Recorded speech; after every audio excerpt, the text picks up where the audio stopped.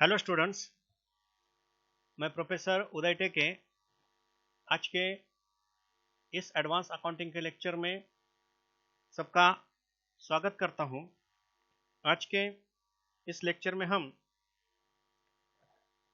Claim for loss of stock इसको कैसे estimate किया जाता है या फिर इसका कैलकुलेशन कैसे किया जाता है इसके बारे में एक सिंपल एग्जांपल लेकर डिस्कशन करेंगे।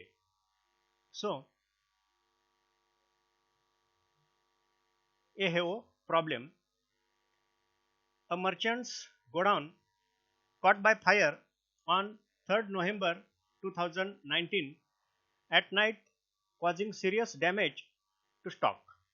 The following information is obtained from the books and records salvage.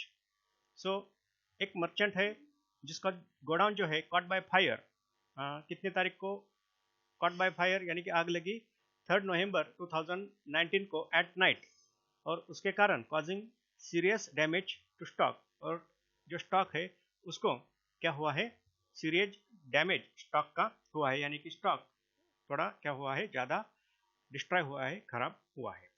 The following information is obtain from the books and records salvage. So जो कुछ इंफॉर्मेशन जो बची है बुक्स ऑफ अकाउंट या फिर जो रिकॉर्ड्स कुछ बचे हैं उससे ये इंफॉर्मेशन अवेलेबल हुई है। तो ये इंफॉर्मेशन क्या है, देखो, स्टॉक है एट कॉस्ट ऑन 31 दिसंबर 2017 का, स्टॉक है एट कॉस्ट ऑन 31 दिसंबर 2018 का, परचेसिंग है ड्यूरिंग द ईयर 2018 के, देन सेल्स है ड्यूरिंग द ईयर 2018 के, परचेसेस है फ्रॉम 15 जनवरी टू नवंबर 3 2019 के, देन है सेल्स है from 1 January to November 3 2019 rupees 4 lakh. ये जो परचेसेस है फ्रॉम 15 जनवरी, ये 15 नहीं, ये 1 जनवरी है, 15 नहीं, ये 1 जनवरी 2019 टू नवंबर 3 2019 ये क्या है, परचेसेस है। अब देखो, इन जून 2019 shop soiled goods of cost price of rupees 2000 were thrown away as valueless. So ये जो जून है 2019 का, इसमें एक जो शॉप सॉइल्ड गुड्स है of cost price of rupees 2000 were thrown away as valueless, यानी कि ये जो शॉप सॉइल्ड गुड्स है, यानी कि ड्यू टू द हैंडलिंग, माल को ज़्यादा अगर हैंडल किया जाता है तो कुछ माल क्या होता है, खराब होता है, उसको शॉप सॉइल्ड गुड्स कहा जाता है। तो ये 2000 जिसकी कॉस्ट प्राइस है शॉप सॉइल्ड गुड्स की, वो क्या किया है, थ्रोन अवे, यानी कि वो फेंक दिया है, क्योंकि ये क्या है, वैल्यूलेस है।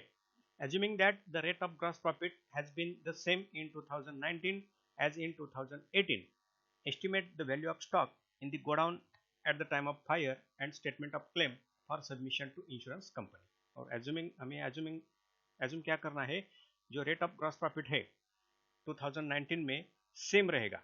सेम का मतलब क्या, जो 2018 में ग्रॉस प्रॉफिट था वही 2019 में रहेगा। सो इसके आधार पर estimate the value of stock in the godown at the time of fire and statement of claim for submission to insurance company। So godown में at the time of fire stock कितना था, और जो स्टेटमेंट है claim का जो insurance company को submit किया जाएगा, वो जो स्टेटमेंट ऑफ क्लेम है हमें क्या करना है, तैयार करना है। तो देखो, प्रॉब्लम को सॉल्व करते वक्त 4-5 स्टेप हमें क्या करनी है, फॉलो करनी है, वो हम देखेंगे।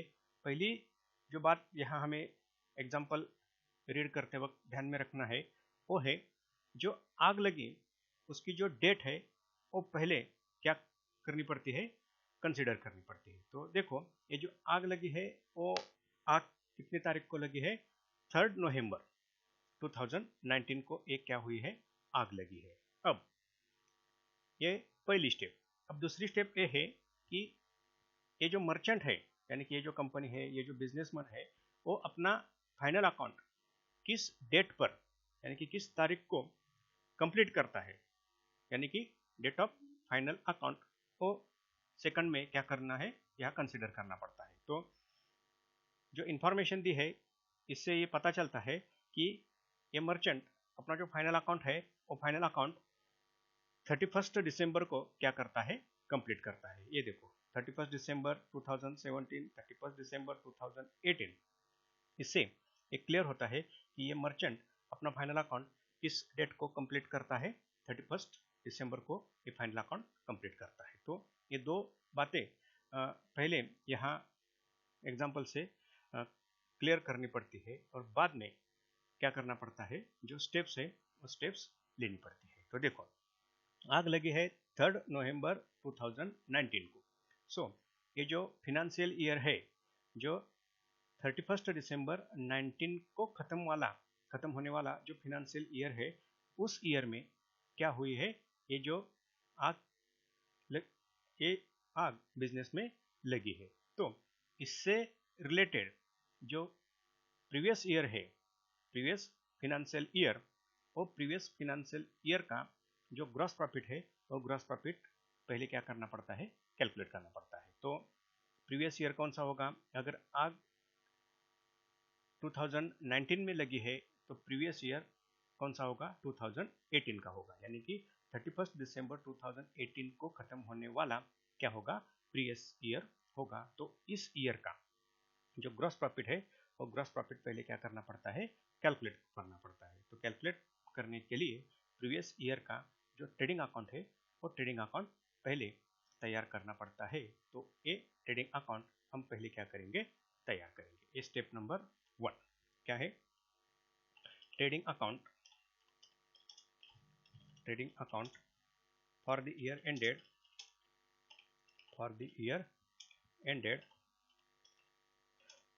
31 दिसंबर 2018।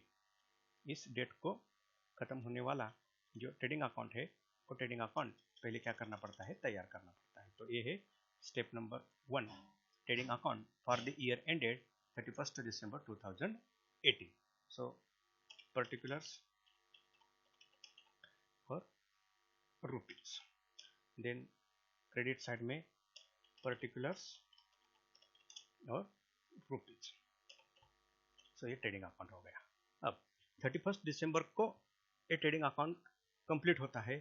तो पहले जो ओपनिंग स्टॉक है, ओपनिंग स्टॉक, वो यहाँ हमें क्या करना पड़ेगा, फिलअप करना पड़ेगा। सो ये ओपनिंग स्टॉक किस तारीख का होगा, 1 जनवरी 2018 का। तो ये 1 जनवरी 2018 का जो ओपनिंग स्टॉक है वो पहले हमें क्या करना पड़ेगा, फाइंड आउट करना पड़ेगा। ये जो पहला स्टेटमेंट है, स्टॉक एट कॉस्ट ऑन 31 दिसंबर 2017, 31 दिसंबर 2017 का स्टॉक, यानी कि ये 1 जनवरी 2018 का स्टॉक है। तो ये हो गया ओपनिंग स्टॉक। देन ये जो ईयर है 31 दिसंबर 2018 को खत्म होने वाला, उस ईयर से रिलेटेड जो परचेसेस है, सेल्स है, वेजेस है, उसको यहाँ पहले हमें क्या करना पड़ेगा, फिलअप करना पड़ेगा। तो पहले हम देखेंगे purchases to purchases to purchases. देखो कितनी परचेसेस है 2000 ईयर की, 4,75,000, 4,75,000 ये है परचेस की अमाउंट।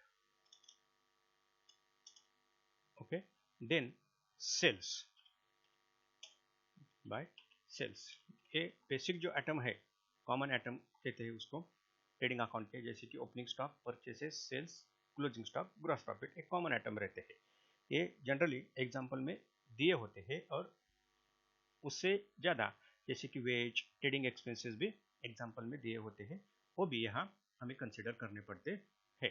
तो जो सेल्स है 2018 के वो देखेंगे, sales during the year 2018 5,87,500 sales, 5,87,500। Opening stock, purchases, sales, और जो क्लोजिंग स्टॉक है वो क्लोजिंग स्टॉक यहाँ फिलअप करना पड़ता है। क्लोजिंग स्टॉक, यहाँ क्लोजिंग स्टॉक दिया होता है इस साल का, क्यों दिया होगा, इस ट्रेडिंग अकाउंट का जो मेन ऑब्जेक्टिव है, वो मेन ऑब्जेक्टिव क्या होता है? To calculate gross profit, to calculate gross profit. So अगर ग्रॉस प्रॉफिट कैलकुलेट करना है तो यहाँ हमें क्लोजिंग स्टॉक दिया होगा, वो क्लोजिंग स्टॉक हमें क्या करना पड़ता है? पहले कंसीडर करना पड़ता है। तो देखो 31 दिसंबर 2018 का क्लोजिंग स्टॉक देखो, स्टॉक एट कॉस्ट, सेकंड पे stock at cost on 31 December 2018 कितना स्टॉक है? वो 50,000 का ये स्टॉक है। तो ये स्टॉक, और इसमें जो वेजेस, ट्रेडिंग एक्सपेंसेस, ऐसे कुछ आइटम एग्जांपल में नहीं दिए, तो ये जो बेसिक आइटम है वो हमने क्या किए हैं? ट्रेडिंग अकाउंट में ट्रांसफर किए हैं। अब इसका बैलेंसिंग करके जो फिगर मिलेगी वो क्या होगी? ग्रॉस प्रॉफिट की फिगर होगी। तो देखो कैलकुलेशन करते हैं ग्रॉस प्रॉफिट की फिगर। ग्रॉस प्रॉफिट कैलकुलेट करना है तो ट्रेडिंग अकाउंट की जो क्रेडिट साइड है उसको पहले टोटल करना पड़ता है, उसका पहले टोटल करना पड़ता है। तो 5,87,500 plus 50,000, so a credit side 6,37,500, 6,37,500 A trading account की क्रेडिट साइड। और इसमें से ये जो डेबिट साइड की टोटल है वो डिडक्ट करने के बाद जो फिगर आएगी उसको क्या कहा जाता है? Gross profit. सो इसमें से हम ये ओपनिंग स्टॉक और परचेसेस को क्या करते हैं? डिडक्ट करते हैं। तो less 45,000 opening stock less purchases 4,75,000। सो ये फिगर बैलेंस की है वो है 1,17,500, 1,17,500। एक क्या है? ग्रॉस प्रॉफिट है। सो क्या हो गया? यहाँ ग्रॉस प्रॉफिट का कैलकुलेशन हो गया। और जो टोटल है ट्रेडिंग अकाउंट की, वो टोटल ट्रेडिंग अकाउंट की कितनी होगी? 6,37,500। ये देखो 6,37,500 ये टोटल। ओके, ठीक है। तो ये स्टेप नंबर फर्स्ट हो गई, सिंपल है। स्टेप नंबर फर्स्ट में क्या करना है? आग जिस ईयर को, यानी कि जिस फिनेंशियल ईयर में आग लगी है उस फिनेंशियल ईयर का जो प्रीवियस ईयर है, उस प्रीवियस ईयर का क्या करना पड़ता है? ट्रेडिंग अकाउंट तैयार करना पड़ता है, और उसका बैलेंसिंग करके क्या किया जाता है? ग्रॉस प्रॉफिट कैलकुलेट किया जाता है। अब उसके बाद ये जो ग्रॉस प्रॉफिट हमने कैलकुलेट किया है उसको रेट में क्या किया जाता है? कन्वर्ट किया जाता है। तो उसको क्या कहते हैं? Gross profit ratio, gross profit ratio. दूसरी स्टेप में जो ग्रॉस प्रॉफिट हमने ट्रेडिंग अकाउंट में कैलकुलेट किया है उसका रेशियो में क्या किया जाता है? कन्वर्जन किया जाता है, यानी कि ग्रॉस प्रॉफिट रेशियो निकाला जाता है। तो ग्रॉस प्रॉफिट रेशियो कैसे निकाला जाता है? Gross profit of the last year divided by net sales of the last year into क्या? 100। ये क्या मिलता है? Gross profit ratio. तो देखो ग्रॉस प्रॉफिट कितना है? 1,17,500 डिवाइडेड बाय सेल्स है 5,87,500 इंटू 100। देखो इसका कैलकुलेशन करने के बाद हमें क्या मिलेगा? ग्रॉस प्रॉफिट रेशियो मिलेगा। देखो 1,17,500 डिवाइडेड बाय 5,87,500 इंटू 100। सो ये हो गया ग्रॉस प्रॉफिट रेशियो 20%। ये हो गया ग्रॉस प्रॉफिट रेशियो 20%। ठीक है। अब स्टेप नंबर 3 में क्या किया जाता है? जो मेमोरेंडम ट्रेडिंग अकाउंट है, मेमोरेंडम ट्रेडिंग अकाउंट तैयार किया जाता है। मेमोरेंडम ट्रेडिंग अकाउंट, ये जो मेमोरेंडम ट्रेडिंग अकाउंट तैयार किया जाता है ये ट्रेडिंग अकाउंट कहाँ से शुरू होता है? जनरली ये ट्रेडिंग अकाउंट जो नेक्स्ट ईयर है, यानी कि जिस ईयर को आग लगी, जिस ईयर में आग लगी उस ईयर का जो पहला दिन है उस डेट से ये शुरू होता है, और जिस डेट को आग लगी उस डेट पर ये क्या होता है, खत्म होता है। सो ये मेमोरेंडम ट्रेडिंग अकाउंट कहाँ से कहाँ तक? 1 January 2019, 1 January 2019 to date of fire. कब लगे है? 3 नवंबर 2019 टू 3 नवंबर 2019। इस पीरियड का क्या किया जाता है? एक मेमोरेंडम ट्रेडिंग अकाउंट तैयार किया जाता है। मेमोरेंडम ट्रेडिंग अकाउंट क्यों तैयार किया जाता है? जिस तारीख को, यानी कि 3 नवंबर को आग लगी उस डेट पर स्टॉक कितना है, stock on date of fire, वो कैलकुलेट करने के लिए ये मेमोरेंडम ट्रेडिंग अकाउंट तैयार किया जाता है। सो पर्टिकुलर्स रुपीज, देन पर्टिकुलर्स और क्रेडिट साइड में ये रुपीज। अब देखो 1 तारीख से नवंबर के 2019 के 1 तारीख से ये शुरू होगा और ख़त्म कब होगा? 3 नवंबर 2019 को, यानी कि जिस डेट को आग लगी उस डेट पर इसको हम क्या करेंगे? क्लोज करेंगे। तो पहले 1 जनवरी 2019 का opening stock, to opening stock.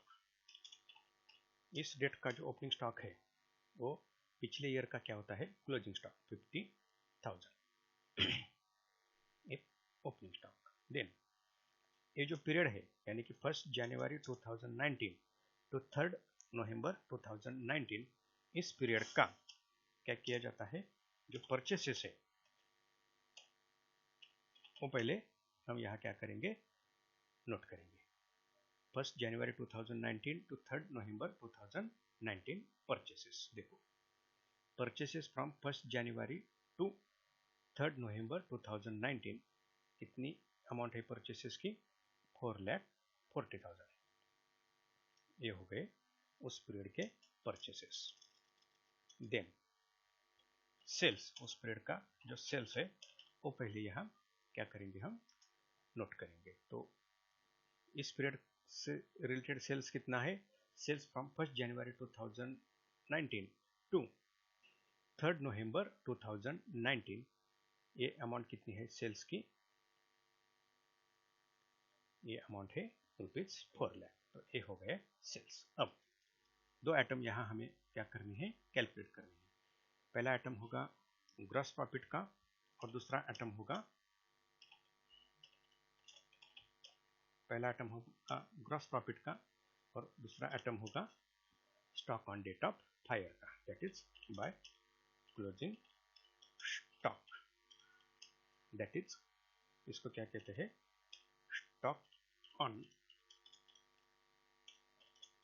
Date of fire. Okay, so पहले ये देखो, ये जो मेमोरेंडम ट्रेडिंग अकाउंट हम तैयार करते हैं तो क्यों तैयार करते हैं? जिस तारीख को आग लगी उस तारीख का जो स्टॉक है, stock on date of fire, वो कैलकुलेट करने के लिए ये मेमोरेंडम ट्रेडिंग अकाउंट तैयार किया जाता है। तो पहले हमें क्या करना पड़ेगा? ये जो ग्रॉस प्रॉफिट है वो ग्रॉस प्रॉफिट क्या करना पड़ेगा? कैलकुलेट करना पड़ेगा। सो एक ग्रॉस प्रॉफिट कैसे कैलकुलेट किया जाता है? इस मर्चेंट का जो प्रीवियस ईयर का ग्रॉस प्रॉफिट है वही प्रीवियस ईयर का ग्रॉस प्रॉफिट इस साल भी क्या होगा? कंटिन्यू होगा। ये एजम्पशन करके क्या किया जाता है? एक ग्रॉस प्रॉफिट कैलकुलेट किया जाता है। और एग्जाम्पल में इसके बारे में जानकारी दी है। ये जानकारी क्या है? Assuming that the rate of gross profit has been the same in 2019, that is in the year of date of fire, in the 2019 as in 2018, यानी कि 2018 में जितना ग्रॉस प्रॉफिट मिलता है उतना ही ग्रॉस प्रॉफिट 2019 में मिलेगा। तो 18 में ग्रॉस प्रॉफिट कितना मिलता है, 20% मिलता है, तो 19 में भी कितना मिलेगा, 20% मिलेगा। तो 20% ग्रॉस प्रॉफिट किस पर, ऑन सेल्स पर। सो ये अमाउंट है सेल्स की 4 लाख, और ग्रॉस प्रॉफिट कितना मिलेगा यहाँ, 20%, 20% ग्रॉस प्रॉफिट। तो 20% 4 लाख पर कितना होगा ये gross profit, rupees 4 lakh divided by 100 into ये 20% ग्रॉस प्रॉफिट 80,000, ये क्या होगा, ग्रॉस प्रॉफिट मिलेगा 80,000। ये हो गया gross profit for the period of, किस पीरियड से रिलेटेड ये ग्रॉस प्रॉफिट है, 1 जनवरी 2019 टू 3 नवंबर 2019। तो अब ये ग्रॉस प्रॉफिट मिल गया। अब हमें क्या करना है, इस ट्रेडिंग अकाउंट का बैलेंसिंग करके स्टॉक की जो फिगर है वो कैलकुलेट करनी है। तो इसके लिए क्या किया जाता है, जो डेबिट साइड है इस ट्रेडिंग अकाउंट की, वो पहले क्या की जाती है, क्लियर की जाती है, यानी कि उसका पहले टोटल किया जाता है। 50,000 प्लस 4,40,000 प्लस ये ग्रॉस प्रॉफिट 80,000, सो ये टोटल हो गई 5,70,000, 5,70,000, 5,70,000 ये टोटल हो गई। अब इसमें से जो क्रेडिट साइड है उसको हम क्या करेंगे, डिडक्ट करेंगे। क्रेडिट साइड में एक ही आइटम है 4 लाख का, वो डिडक्ट करने के बाद अमाउंट कितनी बचेगी, 1,70,000। ये 1,70,000 क्या हो गया, stock on date of fire, balancing figure कहते हैं उसको, बैलेंसिंग फिगर। इसको हमने बैलेंसिंग किया है, इसके लिए ये बैलेंसिंग फिगर। तो ये स्टॉक हो गया 3 नवंबर 2019 का 1,70,000. It is called as stock on date of fire. It is calculated by balancing the memorandum trading account. Hence, here we clarify about this, that is balancing figure. So, ये हो गया stock on date of fire. अब जो चौथी step है, step number 4 में क्या किया जाता है, जो क्लेम है इंश्योरेंस कंपनी को, जो हमें क्लेम लॉन्च करना है, वो क्या किया जाता है, कैलकुलेट किया जाता है। सो ये क्लेम कैसे कैलकुलेट किया जाता है, जो स्टेप नंबर 3 में हमने stock on date of fire calculate किया है, उसमें से जो साल्वेज है उसको क्या किया जाता है, डिडक्ट किया जाता है। और साल्वेज डिडक्ट करने के बाद क्या होता है, एक्चुअल लॉस ऑफ स्टॉक हमें मिलता है। और ये एक्चुअल लॉस ऑफ स्टॉक क्या होता है, इंश्योरेंस कंपनी को हम क्या करते हैं, एज अ क्लेम, ये अमाउंट एज अ क्लेम क्या करते हैं, हम लॉन्च करते हैं, यानी कि इसको हम नुकसान भरपाई यानी कि क्षतिपूर्ति के लिए ये अमाउंट हम इंश्योरेंस कंपनी से क्या करते हैं, डिमांड करते हैं। तो पहले stock on date of fire, stock on date of fire कितनी है amount, stock on date of fire की 1,70,000, ये stock on date of fire 1,70,000। और इसमें से क्या डिडक्ट करना पड़ता है, लेस साल्वेज, जो साल्वेज है उसको क्या किया जाता है, डिडक्ट किया जाता है, साल्वेज स्टॉक। अब देखो साल्वेज एग्जांपल में दिया है या नहीं, उसको हमें क्या करना पड़ेगा, अभी क्लियर करना पड़ेगा। साल्वेज कितना है, यह देखो ये स्टेटमेंट देखो क्या कहा है इस स्टेटमेंट में, इन जून 2019, यानी कि जिस ईयर में आग लगी उस ईयर से रिलेटेड एक इंफॉर्मेशन है। इन जून 2019 शॉप सेल्ड गुड्स, यानी कि जो माल खराब हुआ है उसकी कॉस्ट कितनी थी, 2000 की कॉस्ट थी। We are thrown away by valueless, उसको हमने क्या किया है, यानी कि इस मर्चेंट ने क्या किया है, जो शॉप सेल्ड गुड है जिसकी कॉस्ट 2000 थी, उसको इस मर्चेंट ने क्या किया है, फेंक दिया है, थ्रोन अवे फेंक दिया है। क्यों फेंक दिया है, बिकॉज इट इज वैल्यूलेस, यानी कि इसकी कोई वैल्यू नहीं, इसके लिए ये माल क्या किया है, फेंक दिया है। फेंक दिया है इसका मतलब क्या, ये माल इसमें काउंट हुआ है, इसको हमने बैलेंसिंग किया है ट्रेडिंग अकाउंट का, इसमें ये काउंट हुआ है, लेकिन इंश्योरेंस कंपनी इसका जो नुकसान है वो नुकसान नहीं देगी। तो इसके लिए ये जो माल है जो थ्रोन अवे हुआ है, हमें क्या करना पड़ेगा, यहाँ से डिडक्ट करना पड़ेगा। तो ये साल्वेज नहीं, ठीक है, आग में से ये माल बचा नहीं, ये जून महीने में ही क्या किया है, फेंक दिया है। तो उसको हमें साल्वेज की जगह क्या करना, कहना पड़ेगा, जो शॉप सेल गुड है जो फेंक दिया है वो यहाँ हमें नोट करना पड़ेगा, शॉप सॉइल गुड्स।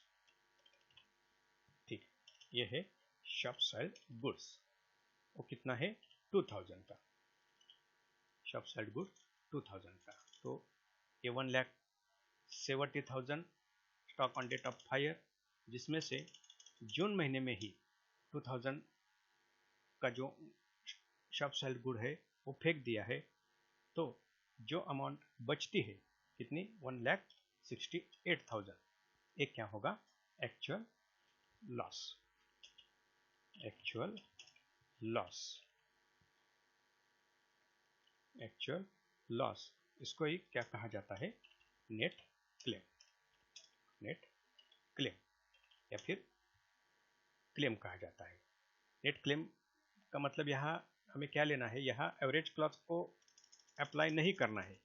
अगर पॉलिसी की अमाउंट एग्जाम्पल में दी है तो उस वक्त हम एवरेज क्लॉज के बारे में क्या करते हैं, सोचते हैं, तब तक ये अमाउंट क्या रहेगी, नेट क्लेम की रहेगी। यानी कि ये एक्चुअल में इस मर्चेंट का आग से क्या हुआ है, स्टॉक का नुकसान हुआ है, जो कि इंश्योरेंस कंपनी को क्या किया जाएगा, इंश्योरेंस कंपनी से as a loss of stock, as a insurance claim insurance company से क्या किया जाएगा, मांगा जाएगा।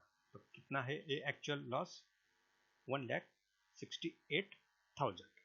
सो इस तरह से जो प्रॉब्लम है वो प्रॉब्लम क्या किया जाता है, सॉल्व किया जाता है। सिंपल है, पहले जो डेट ऑफ फायर है उसको फाइंड आउट करो, देन सेकंड में जो प्रीवियस ईयर है वो प्रीवियस ईयर डिफाइन करो, और बाद में प्रीवियस ईयर का या फिर प्रीवियस ईयर्स का जो ग्रॉस प्रॉफिट है वो कैलकुलेट करो, देन उसका रेशियो निकालो, देन जो मेमोरेंडम ट्रेडिंग अकाउंट है वो मेमोरेंडम ट्रेडिंग अकाउंट तैयार करके जो स्टॉक है ऑन डेट ऑफ फायर उसको कैलकुलेट करो, उसमें से जो शॉप सेल्ड गुड्स है उसको डिडक्ट करो, और डिडक्ट करने के बाद जो अमाउंट मिलती है उसको क्या कहा जाता है, stock on date of fire, sorry वो उसको यानी कि stock on date of fire calculate किया जाता है स्टेप नंबर 3 में, और इसमें से साल्वेज डिडक्ट करके जो भी अमाउंट मिलती है वो क्या होता है, नेट क्लेम होता है। इसमें अगर इंश्योरेंस पॉलिसी की अमाउंट दी है तो क्या किया जाता है, जो एवरेज क्लॉज है उसको भी अप्लाई किया जाता है, लेकिन इस एग्जांपल में ये इंश्योरेंस की अमाउंट नहीं दी, तो इसलिए एवरेज क्लॉज के बारे में हम यहाँ डिस्कशन नहीं करेंगे। Thank you.